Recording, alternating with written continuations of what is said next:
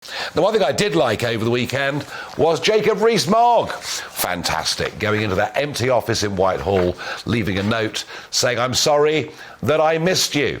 Rees-Mogg going to war with work from home. Now, there are lots of people, again, behind me, who will tell you people working from home are so much more productive. I don't believe a word of it.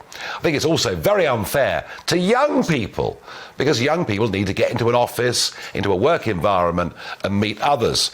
And into all of this, we now learn that the DVLA have accepted there are 200,000 applications that have waited for longer than 10 weeks. And this is to assess their medical condition as to whether they can continue to drive. And this will not be normalised until September. Well, I'm sorry, that isn't good enough.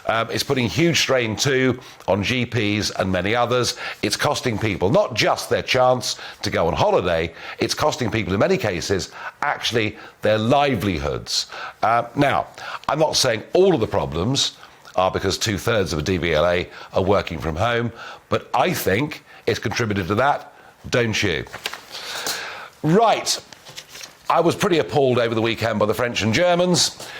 We now learn that despite the arms embargo to Russia, since 2014, both France and Germany have been selling weapons to Russia, but under the guise that they're intended for civilian use. And if you think about it, these people are supposed to be our partners in NATO. We're supposed to work together in an atmosphere of trust. It would appear with both of those countries that is pretty impossible. But one piece of really good news today, and I think we need it very, very badly, is we're on the verge of Elon Musk's bid for Twitter being accepted by the board. And goodness me, do we need a different voice in social media? Because we learned over the weekend that Google are going to put some new safety factors on the phone to try and make it more difficult for us to use words like landlord. No, I'm not making this up. Quite what is wrong with landlord or landlady, I don't know, but it really is Orwellian thought speech. Google controlling our minds, controlling what we say in a desire to make language more inclusive. So I really hope and pray this comes to fruition. I hope today that Musk gets control of Twitter, and yes, it might be a bit chaotic, but if it genuinely becomes, once again, what it was designed to be, a platform for free speech, well, that could only be, in my view, a very, very good thing. It is, as I say, very, very much needed. One or two more thoughts from you, the viewers.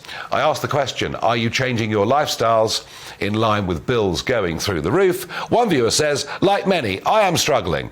When will the government step in and help us? Well, there's a limit to what government can do, but there are things they could do. Barry says, it comes to something when even the supermarkets slash their prices so people can afford to eat. Well, Barry, how much they really have slashed their prices remains to be seen.